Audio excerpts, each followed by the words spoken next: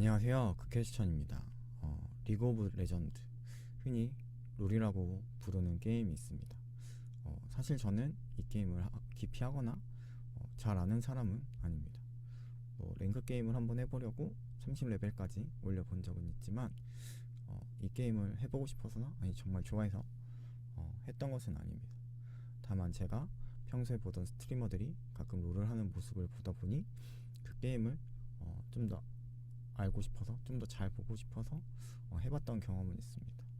그렇게 롤을 보거나 조금씩 해보면서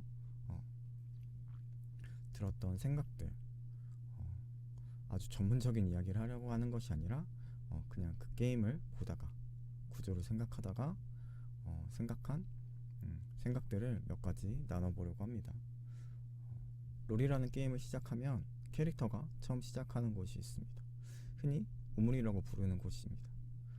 게임을 시작할 때도 그곳에서 시작하고, 귀환을 하면 다시 그곳으로 돌아가고, 게임 중에 죽게 되면 다시 그곳에서 살아납니다.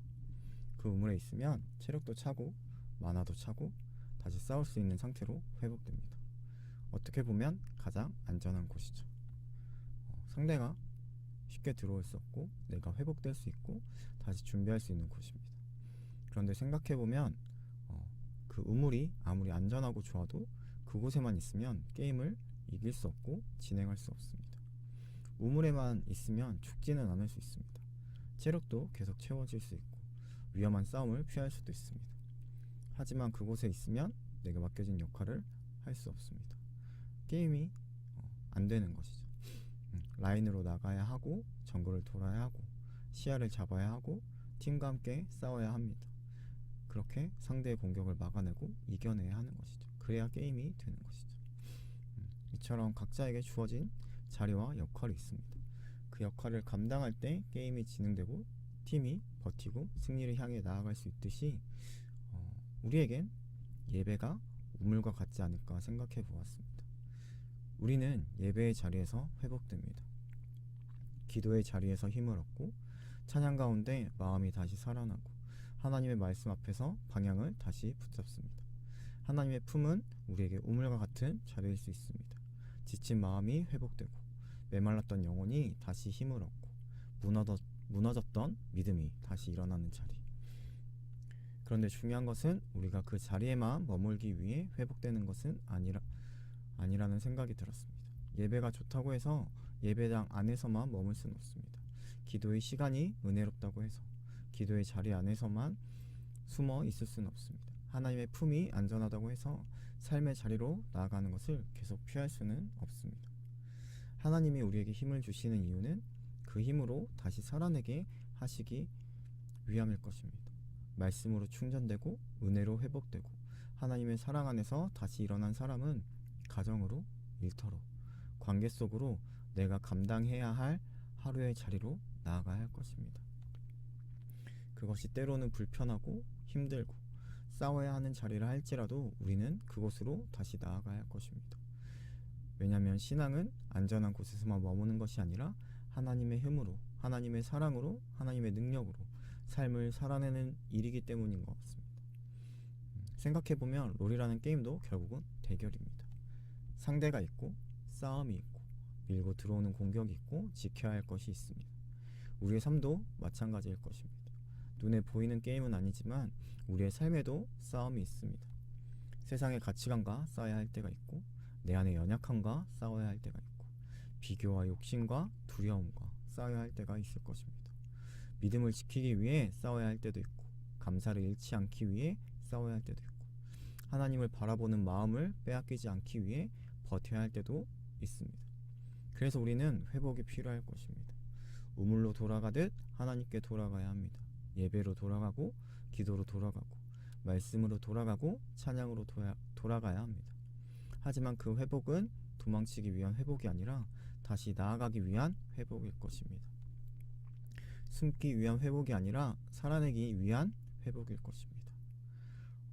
이제 또 한 가지 생각이 들었습니다. 롤은 혼자 하는 게임처럼 보여도 결국 팀 게임입니다. 물론 솔로 랭크라는 말이 있지만 그 솔로 랭크도 결국 5명이 한 팀이 되어 상대팀과 싸우는 구조입니다. 나 혼자 아무리 잘해도 팀 전체의 흐름이 중요하고 각자의 역할이 중요하고 서로가 함께 움직여야 합니다. 우리의 삶도 그런 것 같습니다. 나의 싸움이 나 혼자만의 싸움처럼 느껴질 때가 있고, 내가 혼자 버텨야 하고, 내가 혼자 이겨내야 하고, 내가 혼자 책임져야 하는 것처럼 느껴질 때가 있고, 물론 그런 부분이 있습니다. 하지만 믿음 안에서 보면 우리는 혼자 싸우는 사람이 아닐 것입니다. 우리에게는 공동체가 있고, 함께 기도해주는 사람들이 있고, 무엇보다 하나님이 함께 하십니다. 하나님은 멀리서 지켜보기만 하시는 분이 아니라 우리와 함께 하시는 분입니다. 우리를 위해 변호하시며, 우리를 위해 기도하시고, 우리를 위해 싸우시는 성령님이 우리와 함께 하십니다. 물론 더 정확하게 말하면 하나님은 이미 싸우셨고 이미 승리하신 분입니다. 예수님 안에서 이미 승리가 선포되었습니다. 우리는 그 승리를 함께 맛보기만 하면 됩니다.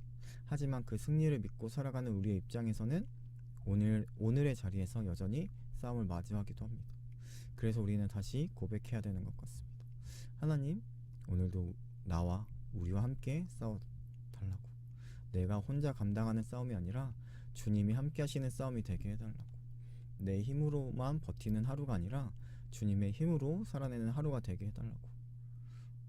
게임을 하다 보면 가끔 이런 표현을 듣습니다. 버스 탄다라고. 나보다 훨씬 잘하는 사람이 같은 팀이 되어서 그 사람이 게임을 이끌어주면 나는 그 사람을 믿고 따라가면 된다는 뜻으로 쓰이기도 합니다. 그런 사람을 장난스럽게 기사님이라고 부르기도 하죠. 이 표현을 생각하다가 이런 생각이 들었습니다. 바로 하나님이 나의 버스 기사시구나. 내가 잘해서 이기는 것이 아니라, 내가 완벽해서 승리하는 것이 아니라 하나님이 나와 함께 하시기 때문에 나는 승리를 바라볼 수 있는 것이구나. 하나님이 내 편이 되신다는 것, 아니 내가 하나님의 편에 서 있을 때 그 승리가 내 것이 된다는 것, 그것만으로도 내 삶의 싸움은 완전히 다른 의미를 갖게 될 것입니다. 그래서 중요한 질문은 이것일지도 모릅니다. 나는 누구의 편에 서 있는가? 나는 세상의 편에 서고 있는가? 내 욕심의 편에 서고 있는가? 내 두려움의 편에 서고 있는가? 아니면 하나님의 편에 서 있는가? 누가 내 편이 되어주기를 원하는가? 사람의 인정인지, 상황의 유리함인지, 내가 가진 능력인지, 아니면 하나님인지. 하나님이 나와 함께 하신다면 내가 마주한 싸움이 아무리 커 보여도 그 싸움의 결론은 달라질 것입니다. 내가 연약해도 하나님이 강하시기 때문입니다.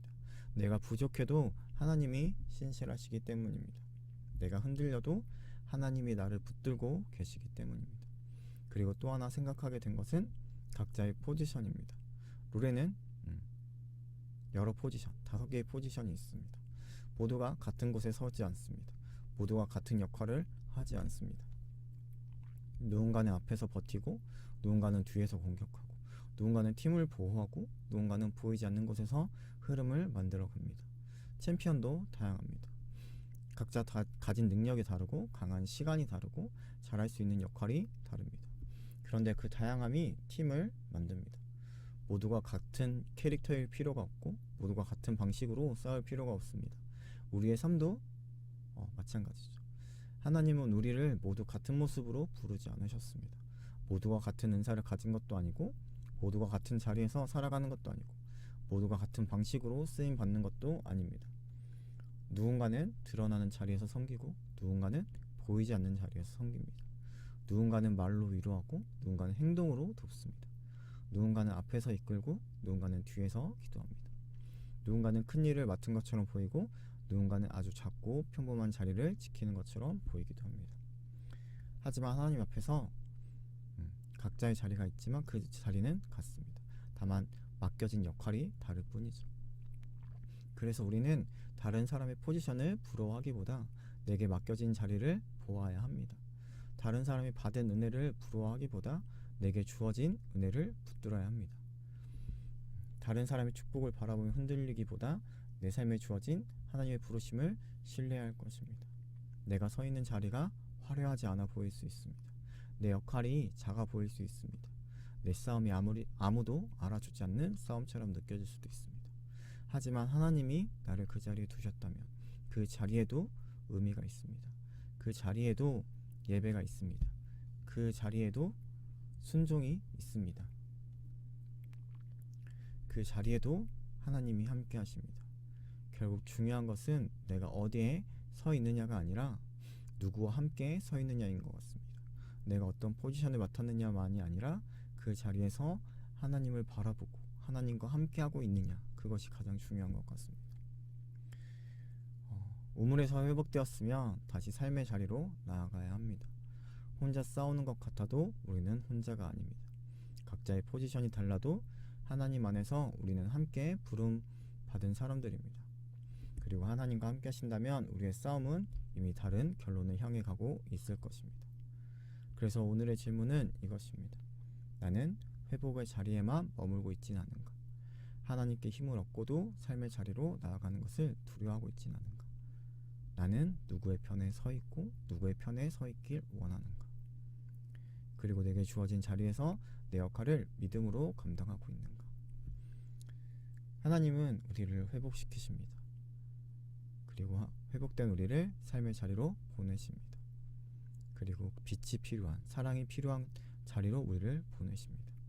그곳에서 싸우게 하시고 버티게 하시고 사랑하게 하시고 예배하게 하십니다. 우물에만 있을 수는 없습니다. 하나님의 은혜로 회복되었다면 이제 그 은혜로 살아내야 합니다. 내게 주어진 자리에서 내게 맡겨진 역할로 하나님과 함께 승리의 삶을 살아가는 우리가 되길 소망합니다. 감사합니다.